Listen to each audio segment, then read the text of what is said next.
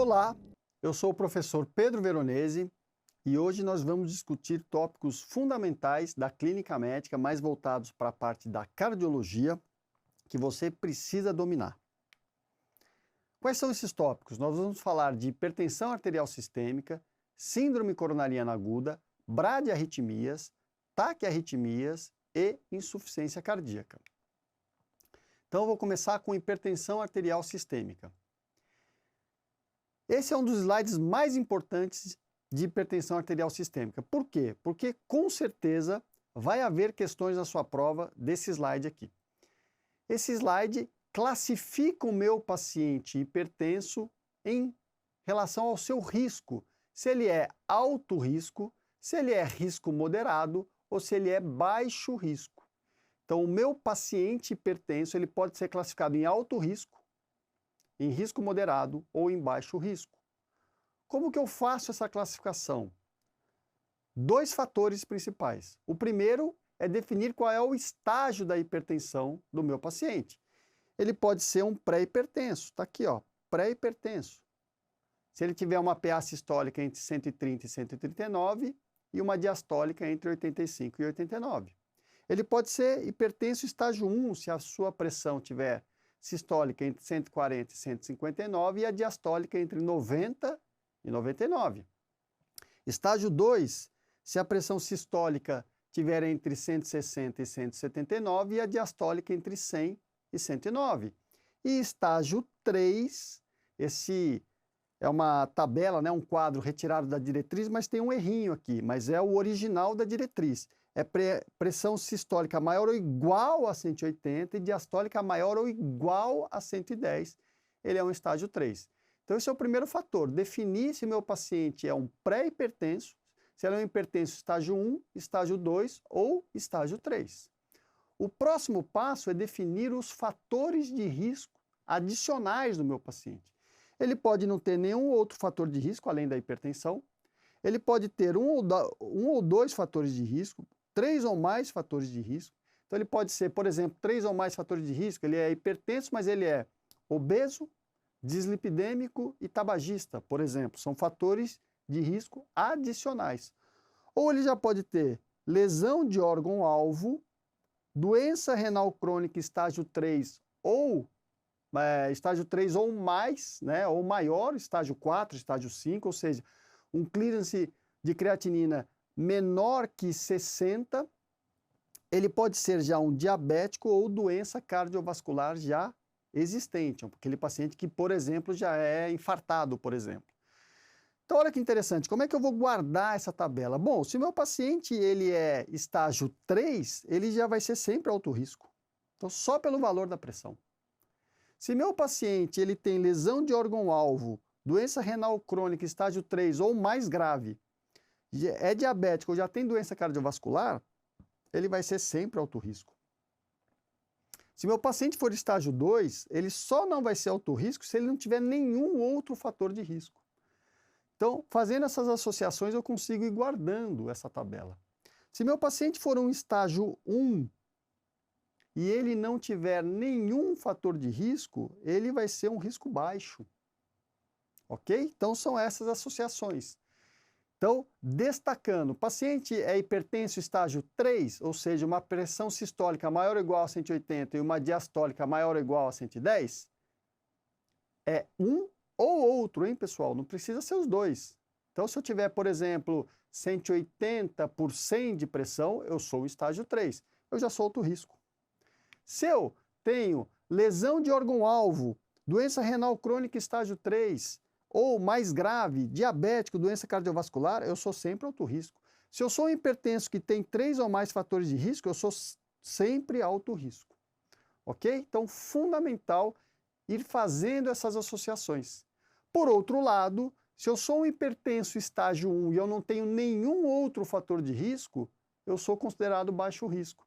E isso é importante porque o tratamento desse paciente terá suas peculiaridades. Ok? Vou mostrar isso para vocês um pouquinho mais para frente.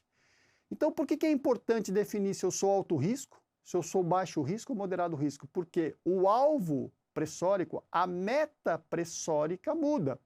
Se eu sou alto risco, não adianta começar o tratamento e a minha pressão estar abaixo de 140/90. Não adianta, se eu sou alto risco, a minha meta de pressão é essa aqui, ó.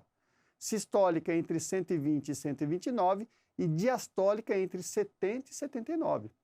Agora, se eu sou baixo risco ou risco moderado, a minha meta de tratamento pressórico é menor que 140 sistólica e menor que 90. Então, a meta do meu tratamento depende do risco que eu tenho como hipertenso. Olha aqui que interessante. Modificação de estilo de vida. Eu vou propor para todos os pacientes no momento do diagnóstico. Não tem conversa. Ao diagnóstico, modificação de estilo de vida para todos os pacientes. Porém, o tratamento farmacológico vai se iniciar no momento do diagnóstico para a maioria dos meus pacientes, mas não para todos. Então, olha lá, hipertenso estágio 2 e 3, o tratamento farmacológico é no diagnóstico. Paciente estágio 1, de moderado a alto risco, ao diagnóstico. Mas lembra que eu falei para vocês que aquele paciente que é hipertenso, estágio 1, e que não tinha nenhum outro fator de risco, ele é considerado de baixo risco, esse paciente e os pré-hipertensos, eu posso propor 3 meses de tratamento só com modificação do estilo de vida. E posso aguardar 3 meses para iniciar o tratamento farmacológico. Então, hipertenso estágio 1 e risco cardiovascular baixo, indivíduos com PA entre 130 e 139 e a diastólica entre 85 e 89. Quem que é esse paciente? É o pré-hipertenso e que já tem doença cardiovascular pré-existente ou alto risco cardiovascular, eu posso aguardar 3 meses só com modificação do estilo de vida para depois entrar com tratamento farmacológico. Hipertensos idosos frágeis ou muito idosos, eu posso esperar para iniciar o tratamento farmacológico somente se a pressão sistólica for maior ou igual a 160. Os demais idosos rígidos, 140, ok? Então são nuances que o examinador pode cobrar e ele vai cobrar na sua prova. Então olha lá, aquele paciente que eu falei para vocês, estágio 1, e que não tem nenhum outro fator de risco, que ele é um baixo risco, este paciente eu posso esperar 3 meses de tratamento, somente de modificação de estilo de vida para iniciar o tratamento farmacológico, assim como os pacientes pré-hipertensos. Nos demais cenários, a regra é começar o tratamento farmacológico já no momento do meu diagnóstico. Então, naqueles pacientes que são pré-hipertensos de alto risco ou que são hipertensos estágio 1, mas são de risco baixo, que eu acabei de destacar para vocês, e que eu vou começar o tratamento farmacológico, eu posso começar o tratamento com uma monoterapia. As drogas de escolha para monoterapia estão aqui. Os diuréticos, principalmente os tiazídicos, os bloqueadores de canais de cálcio, os IECAs, BRAs. Os beta-bloqueadores são reservados para situações especiais, onde eu tenho hipertensão mais algum tipo de arritmia ou hipertensão e preciso beta-bloquear porque o meu paciente é coronariano, senão ele não é uma medicação de primeira escolha, por isso que ele está aqui, indicações específicas. Nos demais cenários, naquele paciente estágio 1, hipertenso estágio 1 e risco moderado a alto, ou naqueles pacientes hipertenso estágio 2 e 3, o tratamento farmacológico deve ser iniciado no momento do diagnóstico e geralmente já com uma terapia combinada. Combinação de pelo menos 2 fármacos. Então, olha lá, combinação de 2 fármacos. Pode ser IECA ou BRA, mais bloqueador de canal de cálcio, ou, por exemplo, um diurético tiazídico. Cheguei no meu alvo? Ótimo. Não cheguei, eu vou associar um terceiro fármaco. Lembra, a meta pressórica varia se eu sou alto risco ou baixo risco, risco intermediário. Então, eu vou associar um terceiro fármaco. Aqui é um IECA ou BRA mais um bloqueador de canal de cálcio mais um diurético. Cheguei na minha meta, muito bem. Não cheguei, vou associar um quarto fármaco, que é a espironolactona, um diurético poupador de potássio. Se eu não alcancei a meta, vou adicionar mais um fármaco. Aqui sim, um beta-bloqueador, um simpático-olítico central, um alfa-bloqueador, um vasodilatador direto. Então, eu vou fazendo associações até que eu chegue na minha meta. Como é que são essas associações? Bom, as associações que estão ligadas por essa reta verde são as associações preferenciais, que são as mais estudadas, são as recomendadas na diretriz. Então, por exemplo, diurético tiazídico com IECA, ou diurético tiazídico com bloqueador de canal, ou diurético bloqueador de canal de cálcio, ou diurético tiazídico com bloqueadores dos receptores da angiotensina. São excelentes associações. Associação que eu não devo fazer, linha roxa, então, BRA, bloqueadores do receptor da angiotensina com IECA, eu não devo fazer, classe 3, contraindicado. Mas bloqueadores de canais de cálcio, eu posso fazer associação com BRA, com tiazídico, com IECA, por exemplo. Bloqueadores do receptor da angiotensina, posso fazer associação com tiazídico, posso fazer associação com bloqueadores de canais de cálcio. Então, linha cheia verde, associações recomendadas. Linha cheia em roxo, associação que não deve ser feita. E as demais associações, linhas pontilhadas, são associações possíveis de serem feitas, porém com um menor grau de recomendação, com menor evidência, com menores estudos, ok?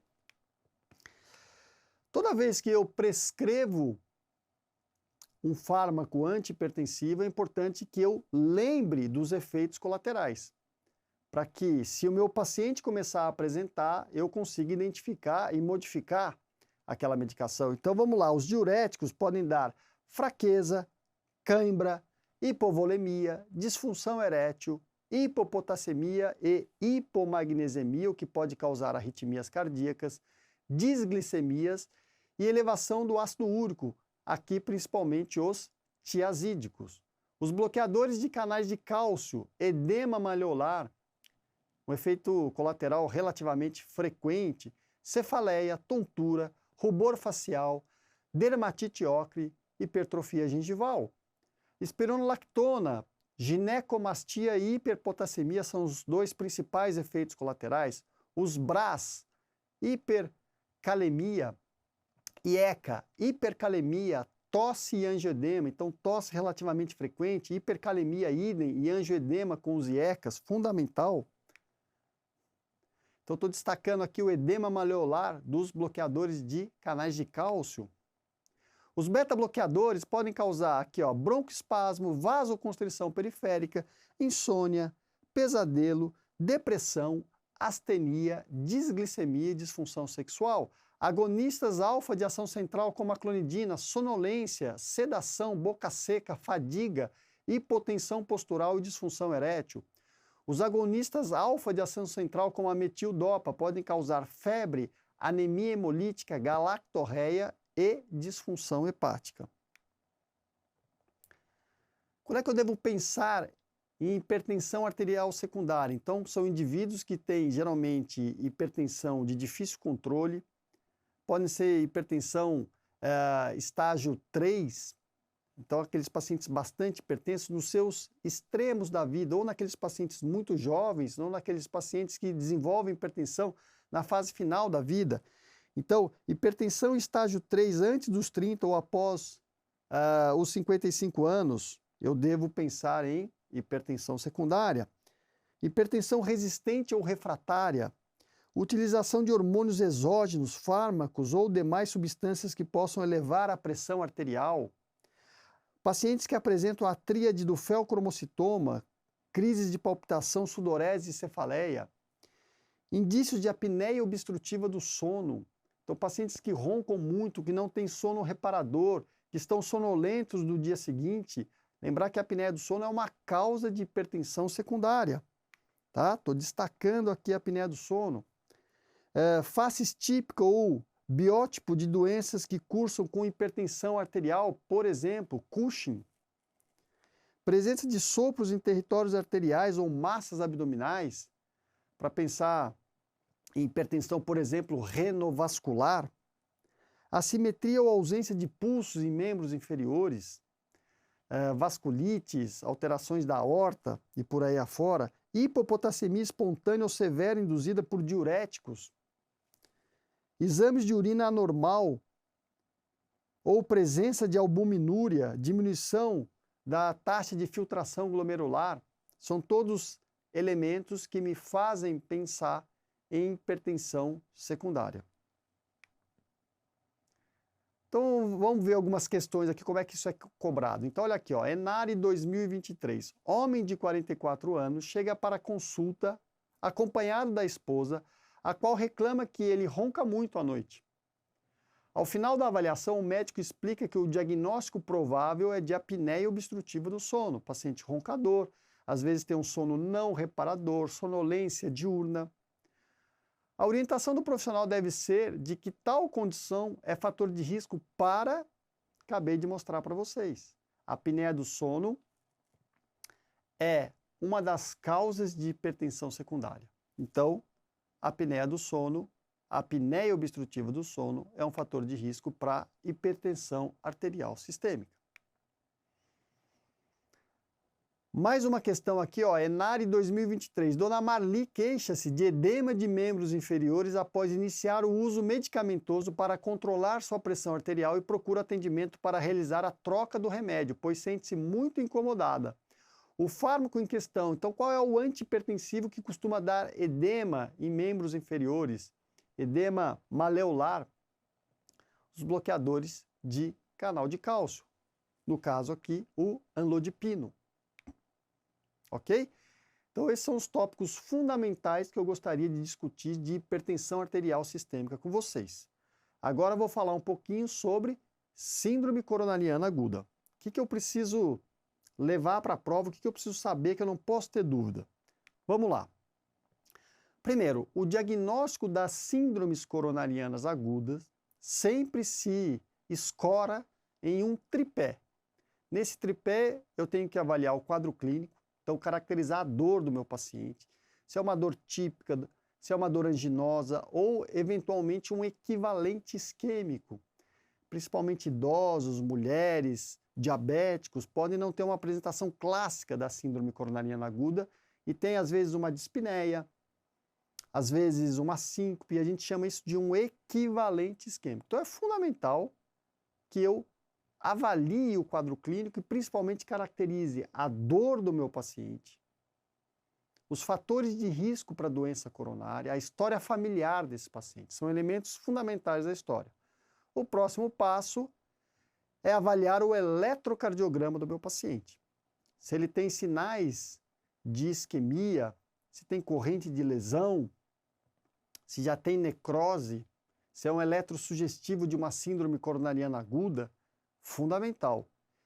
E o terceiro pilar deste tripé é avaliar os biomarcadores, atualmente os mais utilizados, os mais validados e recomendados são as troponinas, principalmente as troponinas ultrassensíveis.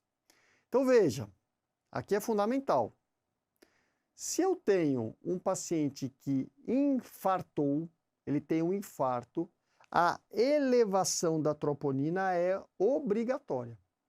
Então, como é que eu faço o diagnóstico de infarto? Elevação da troponina, já eu preciso esperar o tempo hábil, né? Às vezes o paciente chega com 40 minutos no pronto-socorro e aquela troponina ainda vai demorar um tempo, a depender do kit que eu estou trabalhando, para se elevar. Então, a elevação da troponina já com tempo hábil, ou seja, o tempo necessário para que ela tivesse possibilidade de estar aumentada, e quadro clínico e ou eletro. Então, é impossível eu infartar à luz do conhecimento atual com troponinas ultrassensíveis normais, tá? Então, troponina elevada mais quadro clínico e ou eletro alterado me dão um diagnóstico de infarto agudo do miocárdio. Então, é impossível eu infartar com troponina ultrassensível normal, aguardando o tempo necessário para que ela se eleve. Então, para eu fazer o diagnóstico de infarto, eu tenho que ter troponina mais ou quadro clínico e ou eletro. Posso ter os três, mas posso ter troponina e só quadro clínico, posso ter troponina só eletro. Então, já estou dando uma dica importante, quer dizer, se só com troponina e quadro clínico eu faço diagnóstico de infarto, eventualmente eu vou estar infartando e meu eletro não vai estar alterado. Isso acontece? Acontece. Ok? Agora, A angina instável é uma apresentação da síndrome coronariana aguda onde eu não tenho elevação da troponina. Então, a troponina vai ser negativa. Então, como é que eu faço o diagnóstico de angina instável? Quadro clínico e ou eletrocardiograma, troponina negativa.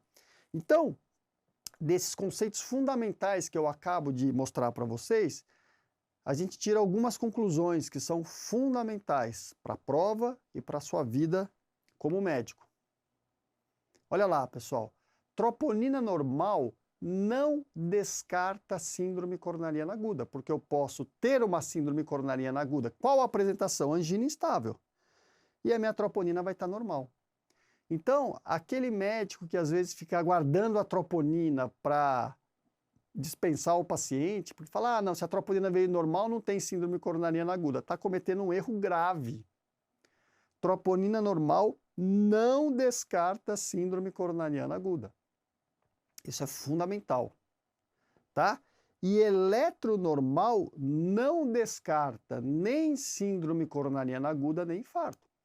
Eu posso infartar com eletronormal? Sim, eu posso, ok? Então, cuidado, isso que eu estou passando para vocês é muito importante. E o examinador vai trabalhar com esses conceitos nas questões de síndrome coronariana aguda. Quando eu tenho uma síndrome coronariana aguda com supradesnivelamento do segmento ST, então notem aqui, o eletrocardiograma tem um supradesnivelamento do segmento ST, isso significa que do ponto de vista histológico, fisiopatológico, eu tenho uma obstrução total da coronária. Portanto, se eu tenho uma obstrução total da coronária, eu tenho supraneletro. Portanto, o meu tratamento de escolha é a reperfusão, é abrir esta coronária, que deve ser feita de forma preferencial com angioplastia primária. Principalmente se esse paciente se apresenta com ΔT menor que 12 horas, ou seja, do início dos sintomas até a sua apresentação menor que 12 horas. Se eu estou num serviço que tem angioplastia primária, direto para a hemodinâmica, não tem muita conversa. Se eu estou num serviço que não tem angioplastia primária, mas eu consigo transferir o meu paciente para um serviço que tem cateterismo, este é o tratamento preferencial. Desde que, isso é importante, que meu tempo telefone-balão seja menor que 2 horas. Pedro, que tempo maluco é esse telefone-balão? Veja, meu paciente chegou, fez o eletro em até 10 minutos, eu vi que tem um supra, é o infarto com supra. Eu vou pegar o telefone para ligar para o serviço que tem hemodinâmica.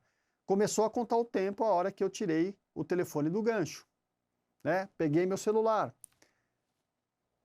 Em até 2 horas, esse paciente tem que estar lá no serviço que tem hemodinâmica e o hemodinamicista tem que estar insuflando o balão na coronária obstruída do meu paciente.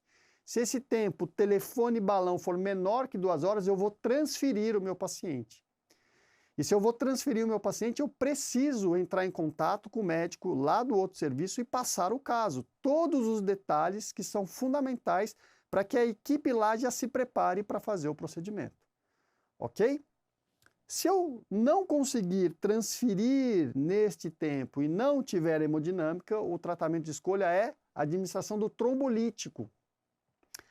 Atualmente, a alteplase, a tenecteplase, lembrando que eu tenho que administrar esse trombolítico em até 12 horas. Essa é a minha oportunidade, a minha janela terapêutica até 12 horas, para que eu consiga desobstruir a coronária do meu paciente, ok? Conceitos fundamentais. Então, vou fazer contato com o serviço para o qual eu vou transferir o meu paciente, passando todos os dados do caso que permitam a equipe lá estar bem preparada para receber esse paciente. O tratamento da síndrome coronariana tem algumas nuances, então a gente vai dar o AAS, né, a aspirina, para todos os pacientes. Eu só não vou dar se o paciente tiver alergia. Geralmente a dose de 200 a 325 miligramas mastigado. Lembrar que isso reduz em 24% a mortalidade dos meus pacientes. Vou associar o inibidor P2Y12, na maioria dos serviços SUS, o que nós temos disponível é o clopidogrel, mas pode ser outra medicação. A dose vai variar de 300 a 600 miligramas via oral, a depender se é um infarto com supra, se é sem supra, a depender da idade do meu paciente, a depender se eu estou num serviço que tem hemodinâmica ou que ele vai ser trombolizado. Por exemplo, se eu tenho um infarto com supra e o paciente vai receber fibrinolítico e ele tem uma idade maior ou igual a 75 anos, eu não faço dose de ataque, eu vou fazer 75 miligramas de clopidogrel. Então vai variar em relação à idade do paciente, a apresentação do meu paciente, se é um infarto com supra ou sem supra, e se eu estou num serviço onde eu vou fazer trombolítico ou vou mandar esse paciente para angioplastia primária.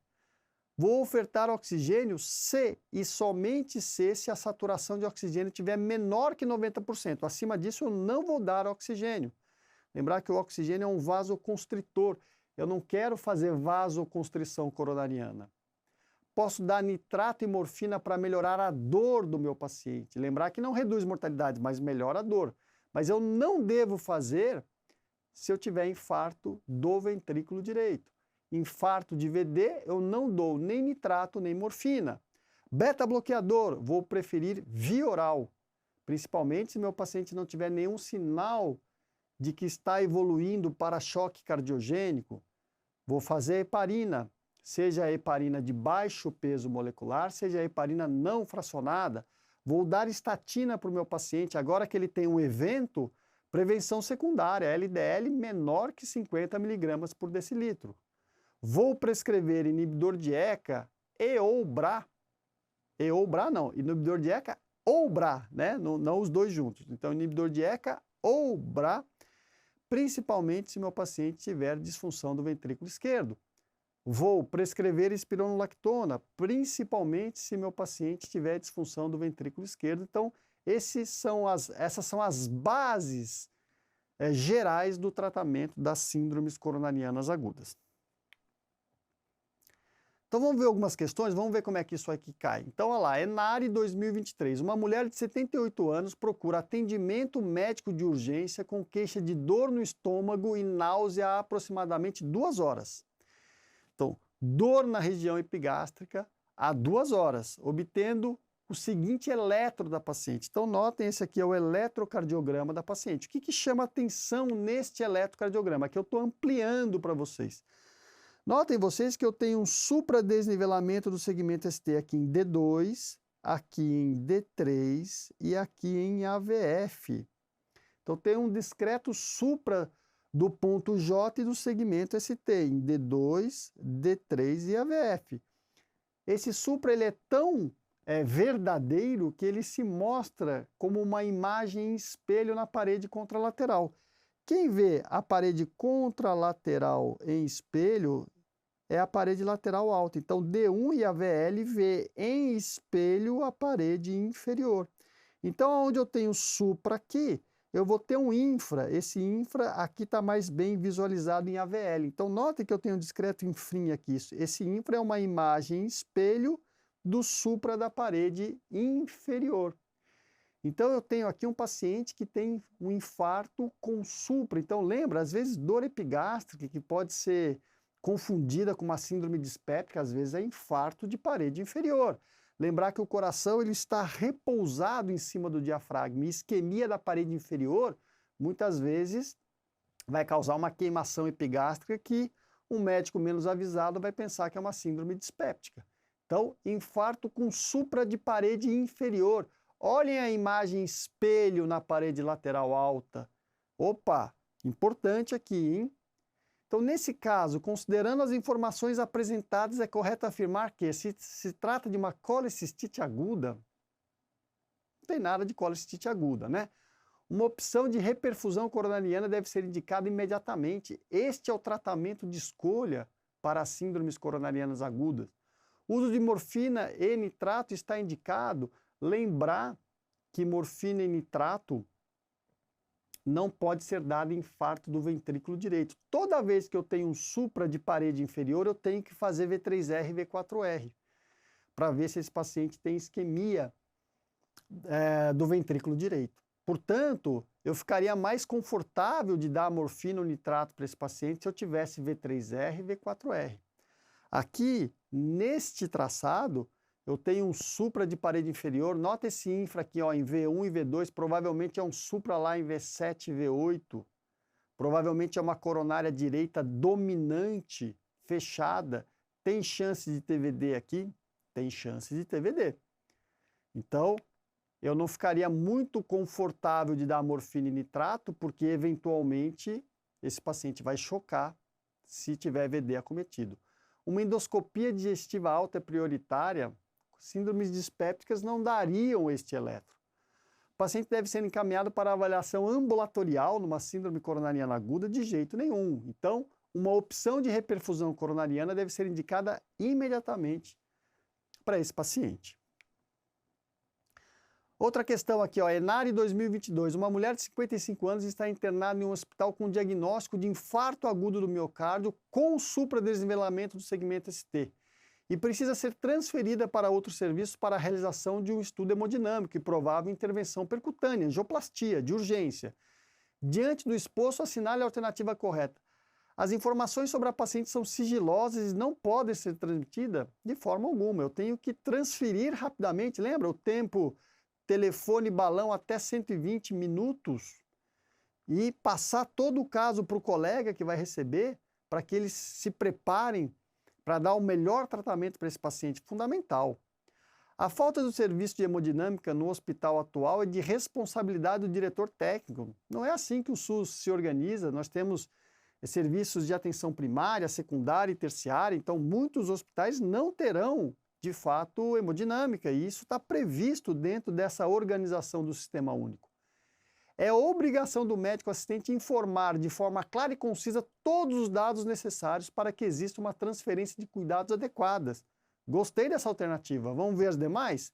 O transporte da paciente até o serviço de referência é de responsabilidade do médico que vai receber a paciente. Não, é responsabilidade do médico que está transferindo a paciente.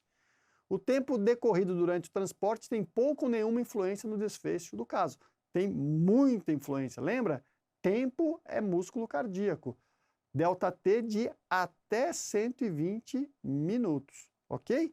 Então, a alternativa C é obrigação do médico assistente informar de forma clara e concisa todos os dados necessários para que exista uma transferência de cuidados adequada. Era isso que eu gostaria de discutir sobre síndromes coronarianas agudas, infarto, angina estável com você. Agora eu vou falar um pouquinho sobre bradiarritmias. Então, quando é que eu suspeito que eu estou no capítulo das bradiarritmias? Quando, no enunciado lá da questão, ou na minha vida real, eu tiver um paciente que tem frequência cardíaca abaixo de 50.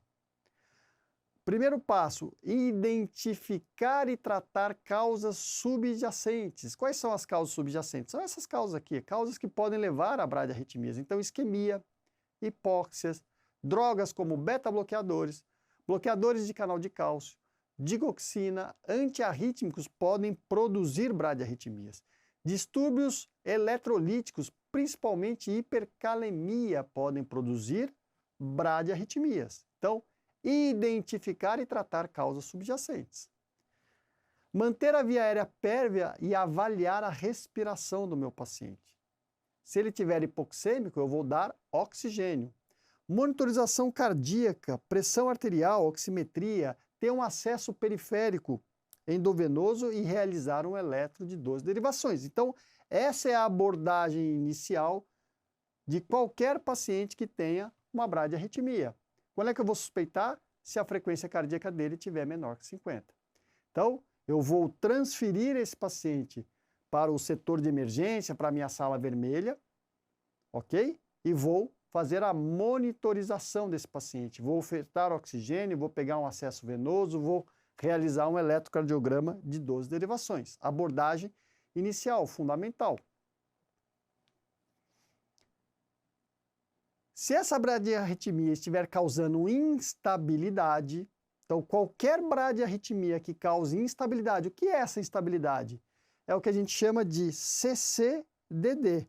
Então, a bradiarritmia está levando sinais de choque ou hipotensão, consciência alterada ou síncope, dor do tipo anginose e dispneia do tipo edema agudo de pulmão? Se a resposta for não, esta bradiarritmia não está causando instabilidade, eu vou só monitorar e observar o meu paciente. Monitore e observe. Se a resposta for sim, ou seja, esta bradiarritmia está causando instabilidade, esse paciente, lembra, já está monitorizado, já está com acesso pego, já está com oxigênio, eu vou fazer a primeira droga, que é a atropina. Qual é a dose da atropina? 1 mg em bolos. Posso fazer até 3 mg, dose máxima. Se ela for efetiva, muito bem, obrigado, resolvi meu problema. Se ela for inefetiva, o próximo passo, classe 2B, é a colocação do marcapasso transcutâneo ou ligar dopamina em bomba de infusão contínua. Qual é a dose? 5 a 20 microgramas quilo minuto ou epinefrina em bomba de infusão contínua de 2 a 10 microgramas minuto. Para estabilizar o meu paciente, o próximo passo eu vou considerar consultar um especialista e passar um marcapasso transvenoso. Se eu já estou lá com o especialista ou se eu já estabilizei o meu paciente, o próximo passo, marcapasso transvenoso, consultar o meu especialista. Então, essa é a abordagem inicial das bradiarritmias. Mas é importante que eu saiba realizar o diagnóstico eletrocardiográfico das bradiarritmias. Aqui são as principais bradiarritmias relacionadas ao nó atrioventricular. Então, eu tenho aqui os bloqueios atrioventriculares de primeiro grau. Nestes bloqueios, geralmente os pacientes são assintomáticos, são bloqueios que ocorrem na altura do nó AV. Geralmente não causam sintomas, geralmente são achados de exame. Então, BAV de primeiro grau, o intervalo PR, o que era o intervalo PR mesmo? Era o intervalo do início da onda P até o início do QRS. Então, esse é o intervalo PR.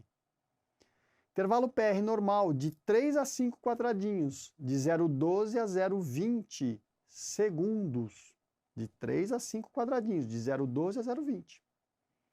Se eu tiver mais que 5 quadradinhos de intervalo PR, eu tenho um BAV de primeiro grau. Ok? Mas notem vocês que eu não tenho onda P bloqueada. Cada onda P gera um QRS, cada onda P gera um QRS, cada onda P gera um QRS.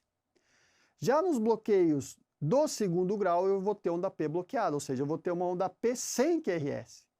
Então, eu posso ter esse primeiro exemplo aqui. É um BAV do segundo grau MOPTIS 1, ou fenômeno de Ventqueba.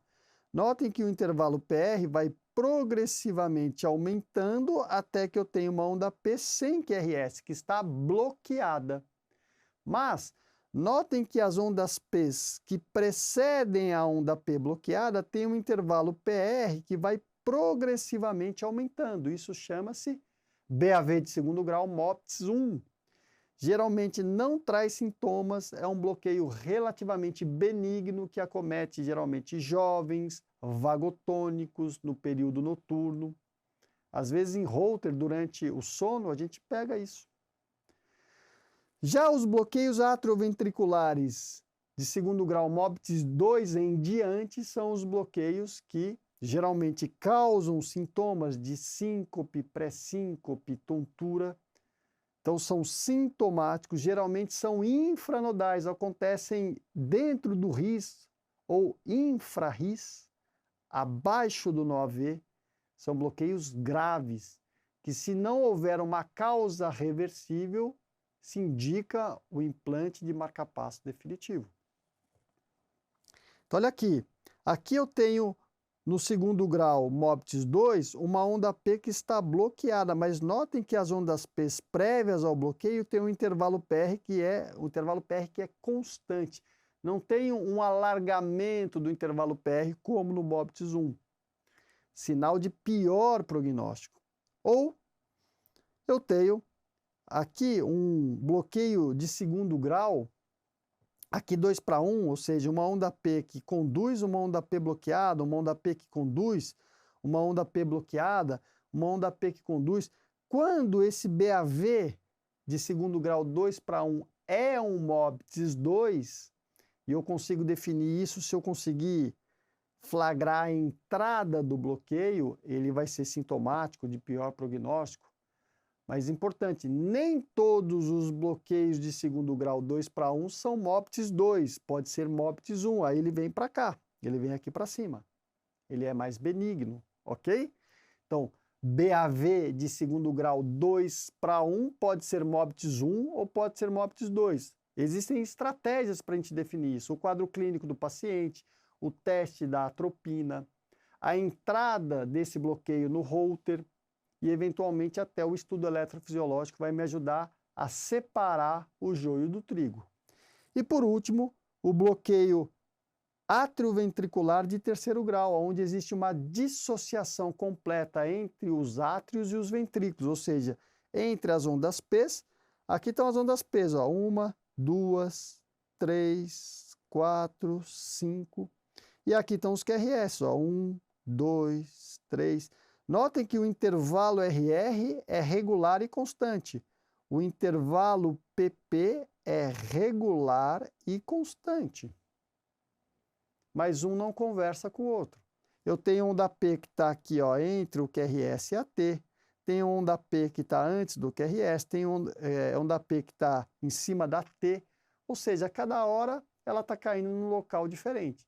Então existe uma dissociação completa entre a atividade atrial e a atividade ventricular. Um bloqueio atrioventricular total ou de terceiro grau, não havendo uma causa reversível, é um bloqueio que vai necessitar o implante do marcapasso definitivo. Geralmente esses pacientes são sintomáticos, geralmente são bloqueios infranodais graves e que requerem um tratamento definitivo. Ok? Então esses são os pontos fundamentais das bradiarritmias. Agora vamos pular para as taquiarritmias. Vou trazer os aspectos mais importantes para vocês nesse momento aqui. Então, quando é que eu suspeito que eu estou frente a uma taquiarritmia? Quando eu tenho uma frequência cardíaca maior que 100. Então, enunciado, uma triagem no pronto-socorro, um enunciado de uma questão que traz um paciente com uma frequência maior que 100, eu tenho que pensar que eu possa estar no capítulo das taquiarritmias. As taquiarritmias podem ter QRS largo, como essa aqui, podem ter QRS estreito e intervalo RR totalmente irregular, como essa, podem ter um QRS estreito e um intervalo RR regular, como essa aqui. Não importa muito qual é a taquiarritmia, QRS estreito, QRS largo, intervalo RR regular, irregular, não importa muito.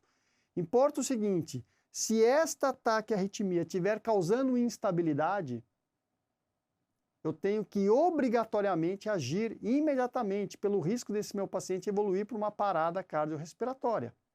Como é que eu sei se esta taquiarritmia está causando alguma instabilidade? Ou seja, se essa taquiarritmia estiver causando aqui o CCDD, ou seja, sinais de choque, má perfusão, hipotensão arterial, ou consciência alterada, ou dispneia do tipo edema agudo de pulmão, ou dor torácica típica, dor torácica anginosa, e esses sintomas, sinais e sintomas estiverem sendo causados pela taquiarritmia, eu tenho uma taquiarritmia com instabilidade.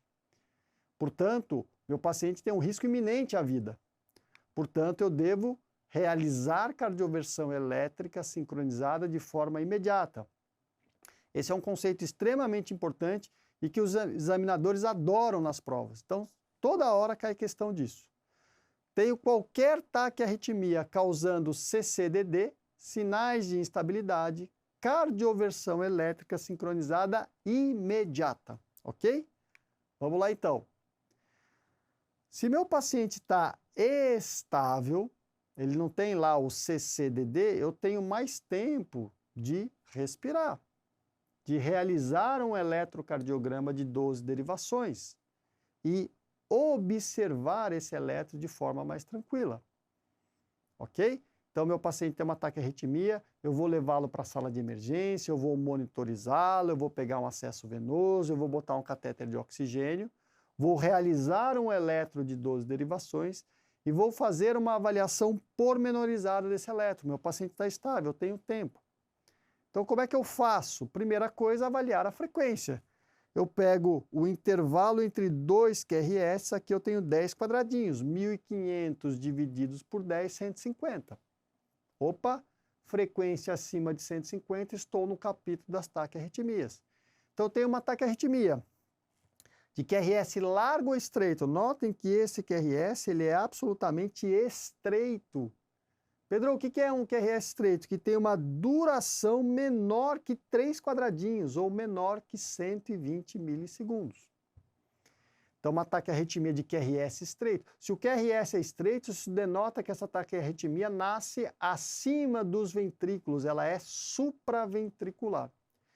E notem vocês que o intervalo RR é regular. Então, tem uma taquiarritmia de QRS estreito, o intervalo RR regular. Então, estou padronizando aqui, pessoal. Olha lá, ó. Frequência cardíaca maior que 100, QRS geralmente estreito, intervalo RR regular. Geralmente eu não vejo onda P, e às vezes com o olho bem treinado eu consigo enxergar uma onda P retrógrada, ok? Então, mas se eu não enxergar a onda P também não tem problema, eu não vou ter aquela onda P sinusal, sabe aquela onda P bonitinha aqui em D1, D2, AVF, precedendo o QRS? Não vou ter, que eu teria numa taquicardia sinusal. Então, eu tenho aqui uma taquicardia paroxística supraventricular, eletro de uma taquicardia paroxística supraventricular, ok? Então, para as taquicardias paroxísticas supraventriculares, se houver instabilidade, não preciso nem fazer grandes interpretações eletrocardiográficas. Cardioversão elétrica sincronizada imediata. Para as TPSVs, que é o nome carinhoso que a gente chama as taquicardias paroxísticas supraventriculares, se o paciente estiver estável, tratamento de escolha, manobra vagal. Uma delas é a manobra de valsalva modificada. Você vai pedir para o seu paciente soprar a mangueirinha do esfigmo manômetro ou uma seringa lá na emergência, cabeceira elevada, ele vai soprar por 15 segundos. Vai soprar, sopra, sopra, sopra, sopra.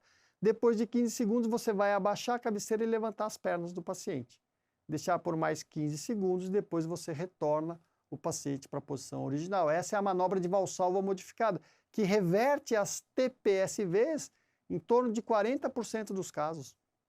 Bastante efetiva. Se eu tive sucesso, está ótimo. Se eu não tive sucesso, a droga de escolha neste cenário é a adenosina, sempre em bolos. Dose 6 miligramas, não reverteu 12 e depois 12, chegando num total de 30 miligramas EV, sempre em bolos, tá? Adenosina eu faço sempre em bolos. Mas posso ter outro eletrocardiograma. Notem, aqui a frequência está maior que 100. Então, se eu pegar a distância entre 2 QRS aqui, ó, vai estar dando aqui em torno de uns 9 quadradinhos. Se fosse 10, era 150. A frequência aqui está uns 9 quadradinhos. Então, a frequência um pouquinho acima, em torno de 160. Precisamos brigar. 160, 170, é uma taquiarritmia, a frequência acima de 100. O QRS é estreito. Notem que a duração do QRS é um QRS rápido. Tem menos que 3 quadradinhos de duração, pessoal. Portanto, se o QRS é estreito, a origem é supraventricular. Está nascendo acima dos ventrículos. Então, tem uma taquiarritmia supraventricular. Só que notem aqui que o intervalo RR, olha só, ele é irregular, ó. Se eu olhar aqui em D2, eu noto que o intervalo RR é irregular. Então, uma taquicardia de QRS estreito, intervalo RR irregular. Quando eu vou procurar atividade atrial, eu não vejo aquela onda P bonita, eu vejo uma oscilação meio grosseira da linha de base. Então, esse é um eletro característico de fibrilação atrial. Vamos sistematizar isso? Então, vamos lá, olha lá.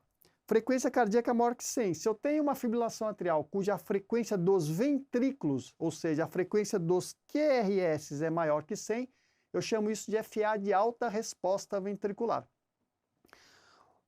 Então, uma FA geralmente tem o QRS estreito, como eu mostrei para vocês, o intervalo RR é irregular e a atividade atrial se caracteriza pela presença de ondas Fs.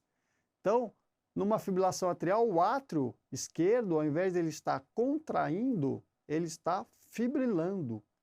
E essa atividade atrial se mostra no eletro como essa oscilação grosseira da linha de base, sem a presença de onda P, mas ondas Fs minúsculas, aquela oscilação da linha de base típica da fibrilação atrial.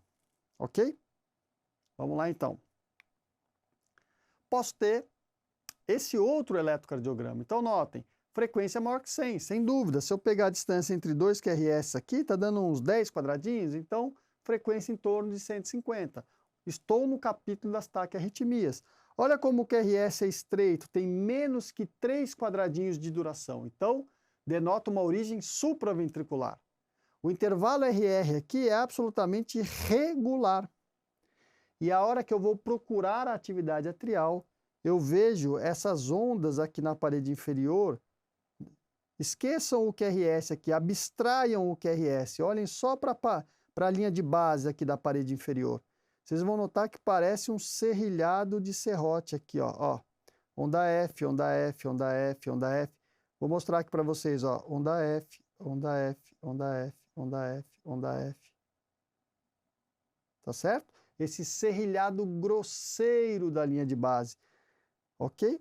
Então, isso é um flutter atrial 2:1, ou seja, eu tenho uma onda F, duas ondas Fs, um QRS. Uma onda F, outra onda F, um QRS. Uma onda F, duas ondas Fs, um QRS. Para cada duas atividades atriais, para cada duas ondas F do flutter, agora é o F maiúsculo, eu tenho um QRS. Então, eu tenho um flutter 2:1. Então, olha lá, frequência maior que 100. QRS geralmente estreito. O intervalo RR pode ser regular, como nesse que eu estou mostrando para vocês. Intervalo RR regular é um flutter com resposta fixa, ele é sempre 2:1 aqui. Então ele vai ser aquele flutter com 150 de frequência para os ventrículos e 300 de frequência para os átrios. Ok? Se for um flutter com resposta ventricular variável, eu vou ter um flutter com RR irregular. Então, notem, o flutter pode ter RR regular e irregular. E quando eu vou procurar atividade atrial, eu noto a presença de ondas F em serrilhado de serrote na parede inferior, D2, D3 e AVF. Esse é o flutter comum, aquele flutter clássico que a gente vê na maioria das vezes. Ok, pessoal?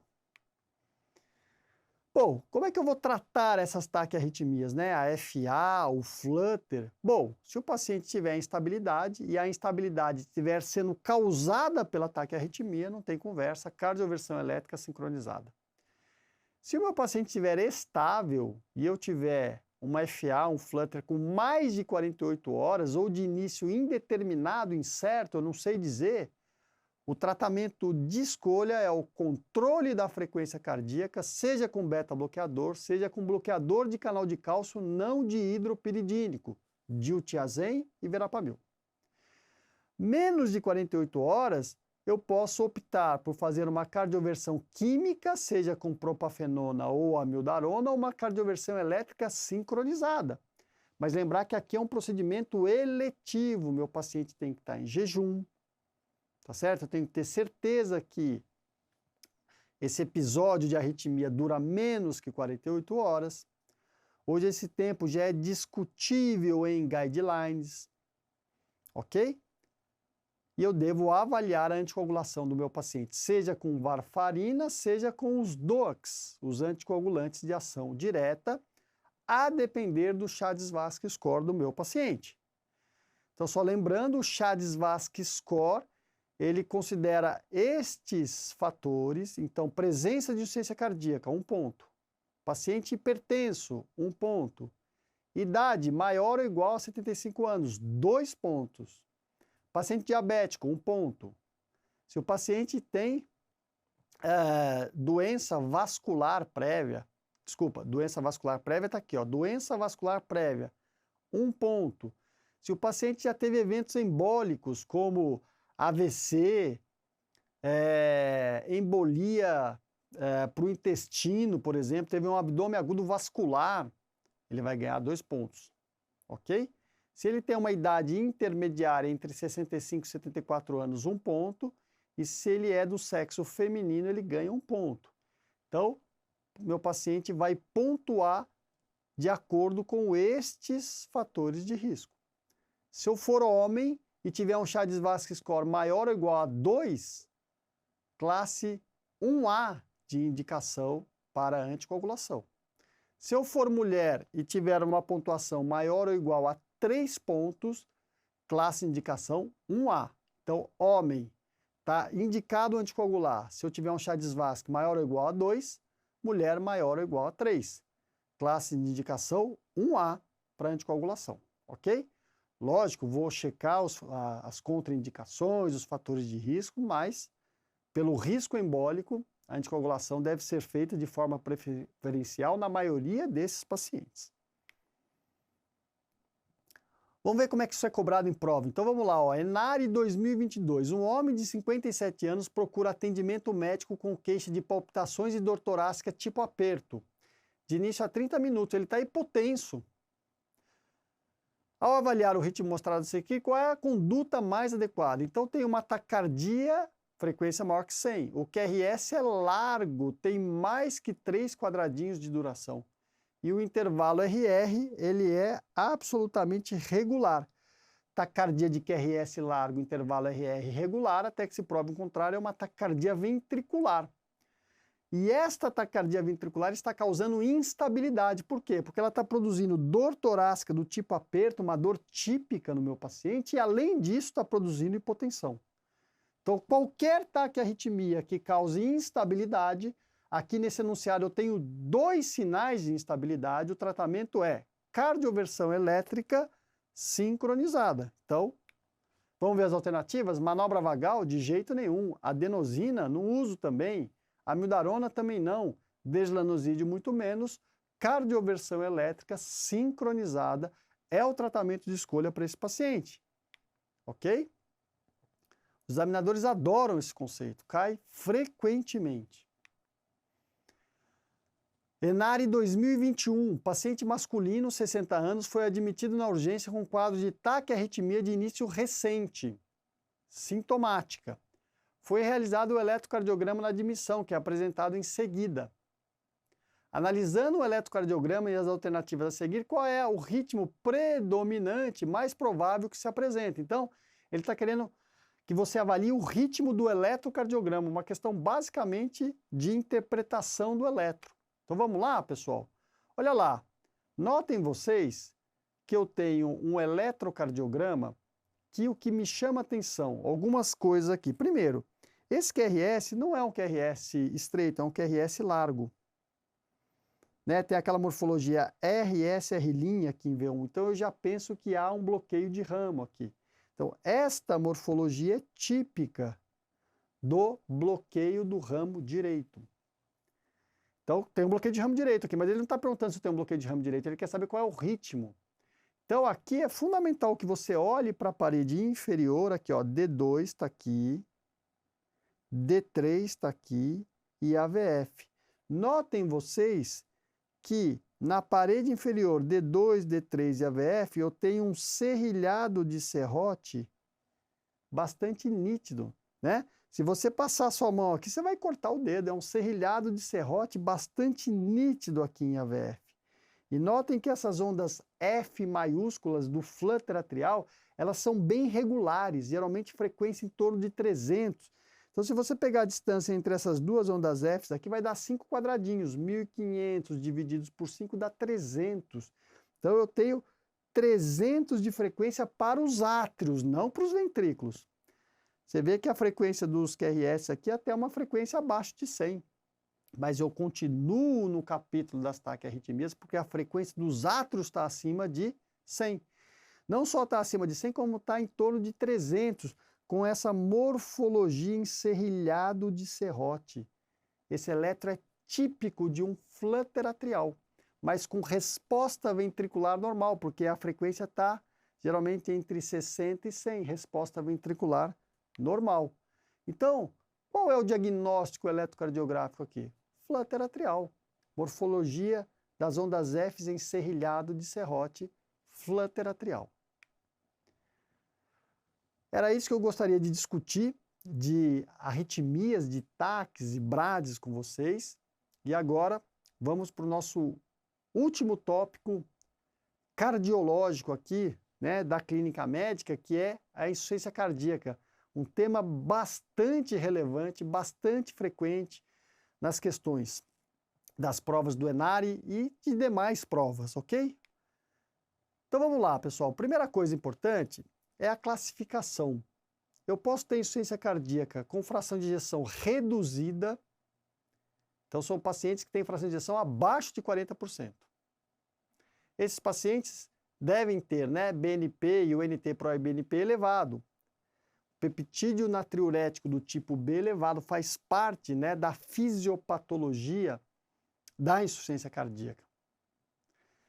Então, esses pacientes ao eco vão ter alteração estrutural e disfunção sistólica.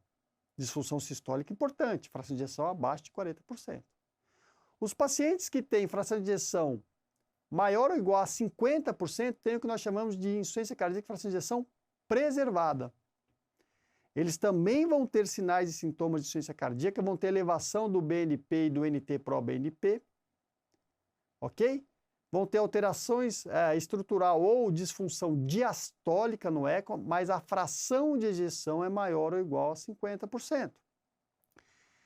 E aqueles pacientes que têm uma fração de ejeção intermediária, então entre 40% e 49%, eles são classificados na nossa diretriz de insuficiência cardíaca da Sociedade Brasileira de Cardiologia como pacientes que têm insuficiência cardíaca de fração de ejeção intermediária, que é o Izinho aqui. A depender de onde você for ler, esses pacientes vão ser classificados como insuficiência cardíaca de fração de ejeção levemente reduzida. É uma outra nomenclatura que tem se usado também. São sinônimos. Intermediário, levemente reduzida, são os pacientes que têm uma fração de ejeção intermediária, entre 40% e 49%.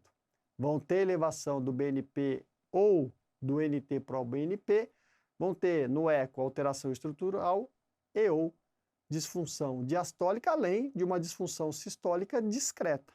Tá claro, pessoal? Então essa classificação ela é fundamental para que você comece a entender o que o examinador vai querer saber de você, porque o tratamento dessas apresentações clínicas ele é diferente. A insuficiência cardíaca tem vários tipos de classificação. Um dos tipos é a classificação funcional da New York Heart Association. Então ela está relacionada principalmente aos sintomas do meu paciente. Então eu posso ser classe funcional 1, classe funcional 2, 3 ou 4. E uma coisa importante, que essa classificação funcional relacionada aos sintomas, ela pode piorar ou melhorar. Ou seja, o meu paciente pode hoje ser classe funcional 3, à medida que eu melhoro o seu tratamento, ele daqui a um mês vira classe funcional 2. Ou vira classe funcional 1. Pode ser que daqui 6 meses ele volte a ser classe funcional 3 de novo. Então o paciente pode ir para frente ou para trás, à medida que os sintomas pioram ou melhoram. Então o paciente classe funcional 1, paciente ausência de sintomas, não tem sintomas. Ele vai ter às vezes sintomas, esforços muito extra-habituais que uma pessoa sem insuficiência cardíaca teria também. Classe funcional 2, ele vai ter sintomas, né, de dispneia, de cansaço para atividades físicas habituais, ok? Pacientes com limitações leves. Então, aquele paciente que vai ter sintoma quando vai subir uma grande ladeira, por exemplo. Classe funcional 2. O classe funcional 3 é aquele paciente que já tem sintomas, às vezes, de andar dentro de casa. Às vezes, de ir para um cômodo para o outro, para tomar banho. Então, atividades físicas menos intensas que as habituais causam sintomas. Limitação importante, porém, ele, ao repouso, ele está confortável, ele é assintomático ao repouso. Já diferente do paciente classe funcional 4, que é aquele que tem sintomas no repouso, tá? Então, incapacidade para realizar qualquer atividade sem apresentar desconforto, sintomas no repouso. Então, essa é a classificação da New York Heart Association, que é diferente da classificação da American Heart Association. da AHA, ou do American College of Cardiology. É a mesma classificação dessas duas associações. Aqui é uma classificação da insuficiência cardíaca em relação aos estágios evolutivos da doença. O que é importante frisar aqui? Se um dia eu classifico o meu paciente em estágio C, ele nunca mais volta a ser estágio B nem A. Então, é uma classificação que tende a mostrar a evolução temporal da doença. Então, se o meu paciente é estágio D de dado, por mais que ele melhore, ele não volta a ser C, ok? Então, estágio A é aquele paciente que não tem insuficiência cardíaca. Ele tem fator de risco para insuficiência cardíaca, mas ele não tem a doença. Por que é importante destacar esses pacientes? Porque eu preciso atuar neste momento para evitar que ele evolua com insuficiência cardíaca. Então, ele tem risco de desenvolver IC, mas ele não tem doença estrutural ou qualquer sintoma, ele não tem a doença. O paciente que é estágio B de bola, ele já tem a doença, ele já tem alteração estrutural, mas ele não tem sintomas. Então, ele tem doença estrutural cardíaca presente, porém sem sintomas de C. O paciente que é estágio C é aquele paciente que é sintomático, mas não é sintoma ao repouso, mas ele é sintomático. Então, ele já tem alteração estrutural e ele já tem sintoma. Então, ele tem doença estrutural cardíaca presente e sintomas prévios ou atuais de insuficiência cardíaca. E o paciente D é aquele paciente que tem sintomas ao repouso, que é refratário ao tratamento clínico, e ele sim requer intervenção especializada. Então, essa é a classificação do American College of Cardiology ou do American Heart Association. É a mesma classificação, em estágios evolutiva da doença. Eu não volto para trás, ok? Vamos seguindo aqui. Uma vez que eu faço o diagnóstico de insuficiência cardíaca, e aqui eu vou destacar a insuficiência cardíaca com fração de ejeção reduzida, nós temos aquela terapia tripla clássica que reduz mortalidade. Então, tá aqui eu destaco para vocês, é o IECA ou o BRA, o bloqueador do receptor da angiotensina, os beta-bloqueadores, e aqueles beta-bloqueadores que são estudados para insuficiência cardíaca, o carvedilol, o bisoprolol ou o succinato de metoprolol, e os antagonistas mineralocorticoides. No Brasil, o mais utilizado que a gente tem é a espironolactona. Então, essa tripla proteção para todo mundo. Ok? Mais recentemente, a gente tem o sacubitril/valsartana, que pode substituir o BRA ou o IECA, em casos selecionados. E mais frequentemente, a gente tem as gliflosinas. A EMPA, a DAPA, gliflosinas, são medicações também importantes hoje no tratamento da insuficiência cardíaca de fração de ejeção reduzida. Então, esses são os pilares do tratamento da insuficiência cardíaca que eu devo introduzir para todo o meu paciente nos primeiros 3 a 6 meses do tratamento. Se o meu paciente ficar assintomático, eu vou seguindo ele. Se ele mantiver sintomas, eu vou associando outras drogas. Então, eu posso trocar aqui o IECA ou BRA pelo sacubitril/valsartana, eu posso acrescentar a ivabradina, eu posso associar o nitrato e a hidralazina, a digoxina. Eu posso partir para o tratamento não farmacológico da insuficiência cardíaca, terapia de ressincronização cardíaca, o cardiodesfibrilador implantável e até chegar naqueles pacientes mais graves, onde vão precisar de uma assistência ventricular, do transplante cardíaco. Então, nesse slide eu faço um rápido resumo para vocês do tratamento, seja farmacológico, seja não farmacológico, dos pacientes com insuficiência cardíaca de fração de ejeção reduzida.